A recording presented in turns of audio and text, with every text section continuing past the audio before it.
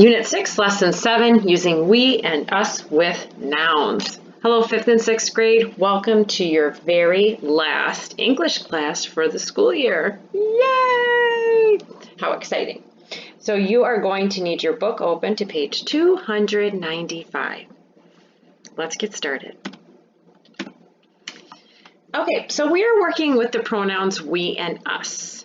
The pronouns we and us are often used before nouns for emphasis. We use the subject pronoun we with a subject or after a linking verb, and use the object pronoun us with a direct object or after words such as to, in, for, or at. So you're probably like, eesh, that's a lot of rules. How am I going to remember all that? Well, I'm going to show you a very easy way to know whether or not you use we or us. And if I haven't mentioned, make sure you have your book open to page 295. So, with a subject. We girls are the state champions. You wouldn't say us girls are. We is a subject. We talk about using the subject pronoun we. That is the subject of the sentence. So it would be we girls. After a linking verb, the winning players were we boys. So linking verb like am, is, are, was, were, you use we. Important tip. When in doubt, drop the noun and ask which pronoun fits. So let's look at with the direct object. The team needs we or us fans. Well, the team needs we? The team needs us? That makes sense. So it'd be the team needs us fans. So that's a way to do it too. If you're not sure, get rid of the noun after it and then try to use one of these. Now the only time it's going to get tricky is when you have a linking verb, like we showed back there. Let me show you this.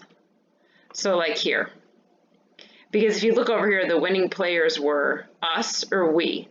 Well, if I were just looking at that, I would say, well, us makes more sense. However, if you have a linking verb like this, make sure that you use the subject one. Okay? All right, so then let's take a look at another example. After words like to and in, the crowd cheers for we heroes or us heroes. Well, the crowd cheers for us. The crowd cheers for we. I'm thinking us. The crowd cheers for us heroes. Okay, so let's take a look at the try it out on page 295. And we're looking at number 1. Which pronoun is correct? So we look at number 1. We or us students are learning about computers. Well, right away, I want to use the subject pronoun, which is we. Object is usually, us is usually the object, and that's usually at the end. So number 1 would be we.